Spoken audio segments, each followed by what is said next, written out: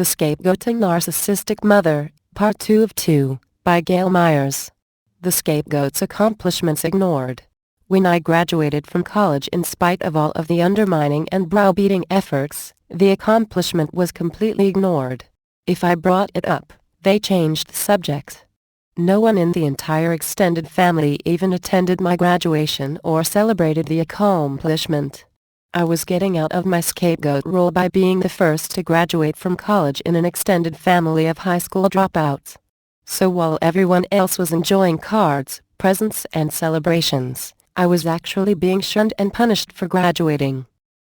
This is only one example of how a toxic family takes virtually anything the scapegoat does and reframes it as negative or spins it into an accusation.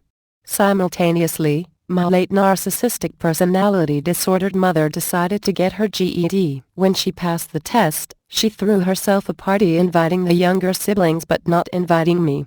I was then repeatedly attacked with negative comments about my college education. This is only one example of why it is futile to think you are going to prove yourself to a toxic family who has assigned you the role of scapegoat. When I was younger, I often said I could find the cure for cancer, and the response would be it was the wrong kind of cancer. Hardly anyone gets that kind of cancer. It really should not even be considered cancer. She thought of that cure years ago, but it was so obvious she thought surely everyone already knew. Everything a scapegoat does is spun to fit the role. The scapegoat's accomplishments are completely ignored, except when narcissistic mother can take the credit or get some glory out of your hard work. For example, every time I graduated, my mother wanted to be sure to send an announcement to the local paper announcing my graduation with her listed as my mother. This was true even when she fought me all the way through getting my education and ignored the accomplishment otherwise. In my experience, the toxic family system will always and forever require scapegoats unless or until the entire family seeks recovery. While this may happen with an alcoholic or drug addict, the psychiatry profession as a whole does not even claim to be able to effectively treat high-spectrum narcissism. You selfish scapegoat.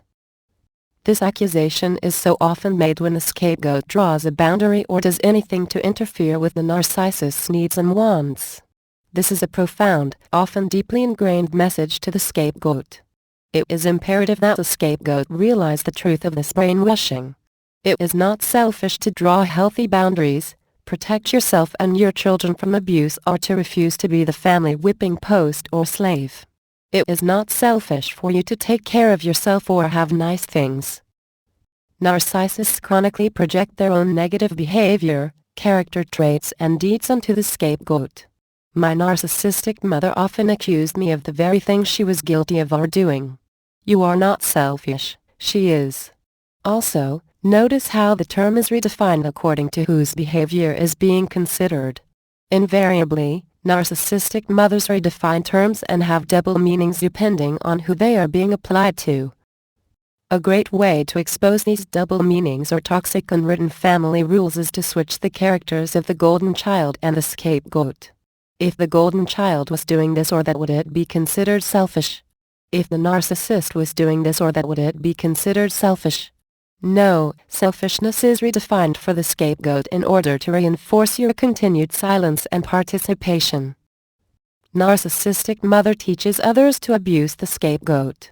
Narcissistic mother may teach the other children to also abuse the scapegoat child. This can result in mobbing, where more than one member of the family gangs up on the scapegoat.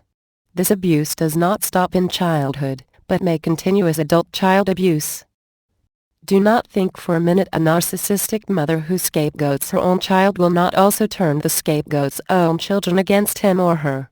Just as the narcissistic mother taught the other siblings as children to mistreat, blame and even abuse the scapegoat, she will teach your children, nieces, nephews and anyone else she is able to the same thing. So rather than getting better, it mushrooms. What happens if the scapegoat leaves? If the scapegoat leaves, the discord in the remainder of the family often increases without the scapegoat there to buffer the friction. The other family members may turn on one another as the tension increases, or someone else will be assigned the role. However, if you are the scapegoat and you leave the family, that does not necessarily mean you will be let out of your assigned role. A narcissistic mother may let you go, too easily, way too easily. This is to convey a demoralizing message that it does not really matter to her, or that is the way she prefers it anyway. Watch your back for the smear campaign in this scenario, because she is thinking about the situation completely differently than what you imagine. Her mind is likely on her image and making sure no one believes you and the real reason for the separation. On the other hand, everyone may be exceptionally nice, attempting to lure you back in, but the scapegoat should not fall for this deception. I fell for this one myself. Upon returning to the same state due to my mother's insistence, my mother pulled one of the worst stunts she ever pulled on me. Her manufactured drama included falsely disparaging me to the entire extended family in a very convincing manner. She then proceeded to twist the facts and use it against me literally for the rest of her days. Her drama was so dramatically convincing no one even questioned the validity of it. So do not fall for the playing nice to get you back routine. This is no different than any other abusive cycle of being nice for a bit when an abuser fears he or she has lost his or her victim. It is difficult, and you may be tempted to believe things have finally improved, but do not believe it. What is a scapegoat to do? These are some of the things that helped me as the scapegoat of my narcissistic personality disordered mother. Understand, it is not your fault, and it never was. You are not bad, but have been taught a false image of yourself. Begin sorting through the false image and accusations that have been cast upon you and explore who you truly are. Realize that in a very real sense, by using you as a scapegoat, your narcissistic mother has already cast you out even while you are standing right in front of her. It is not because there is something wrong with you, but with her.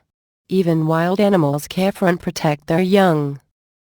Stop trying to win the approval of your narcissistic mother and others who are committed to misinterpreting, accusing or invalidating you while keeping you in the scapegoat role.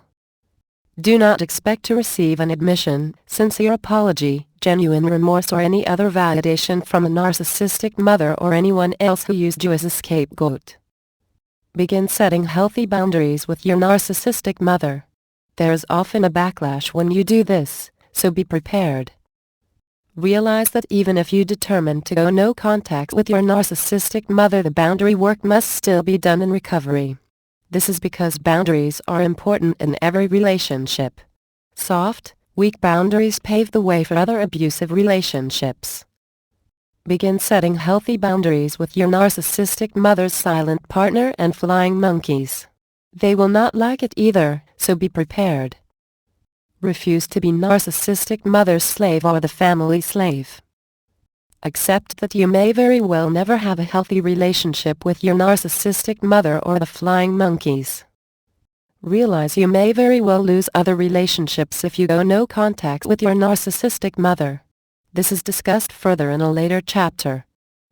It has been my experience that not only my narcissistic mother, but also siblings and extended family members are heavily invested in maintaining the extended family pretense. Some seem unwilling or unable to face the truth about their mother, sister, or daughter.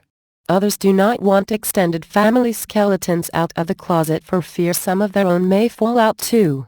However, most are likely intentional pretenders, abusers, or pathologically narcissistic themselves. While narcissists in an extended family will turn on one another if it serves their individual selfish purposes, they will also tag team a scapegoat when there is a common goal. This is a reflection on them, not on you, but be warned. If you have already been shunned or ostracized, see it as the blessing in disguise that it is.